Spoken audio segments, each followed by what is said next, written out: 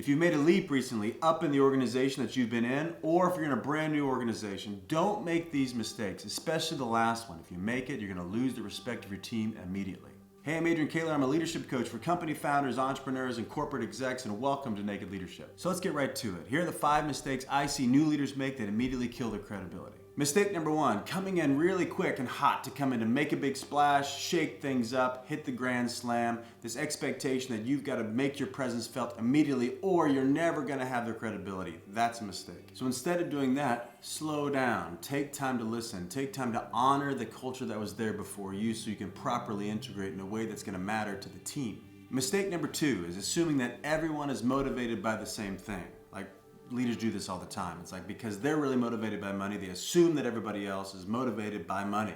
Maybe that's the case, maybe it's not. Maybe they're motivated by team collaboration. Maybe they're motivated by learning new things. Who knows? But everyone's got what we call a PVI, which is a personal vested interest. And slowing down, getting connected to all these team members, listening, having the right conversation that will get you really connected to what their personal interests are. So then you can really integrate what you need, what you're being paid for your aim to be, with what motivates them naturally. So slow down, get connected to their interests. It's going to pay in the long haul. Mistake number 3 that's so natural for newly promoted leaders is covering up. What are we covering up? We're covering up our own insecurities, our own weaknesses, our own failures. We don't want to see them. We think that those are chinks in the armor, and if someone actually sees those, we're going to lower credibility. The opposite's actually true. If you can befriend your own weaknesses, befriend your own insecurities, befriend your own failures, then nobody's got anything against you. Like, you're friends with these conversations. You can talk about them in a way that actually invites people in. You want to get to know them, and it actually opens up a fresh conversation on the team so they can do the same thing. So this is what leadership looks like, where you fully integrate what's working and what's not working. This mentality is actually contagious. So if you're friends with your own challenges and insecurities and can talk about them in a way, it actually creates the space in which other people can share theirs as well. And so now there's a whole new realm of how we can support each other and actually be with one another and fight for one another and advocate for one another. It's going to make a major difference. If this is new for you, please try it out. Mistake number 4 is taking on too much to prove your worth. I see this happen all the time. We want to show that I'm competent, I'm available, I'm really hardworking. Natural conversations that leaders have. But it suffocates the team.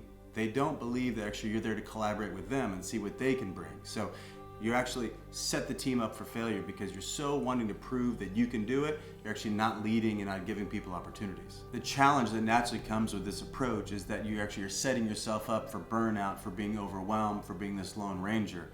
And it's really hard for you, and you know that. It's really hard for you, but also sets up this example for the people that are looking up to you now to see what you're expecting of them.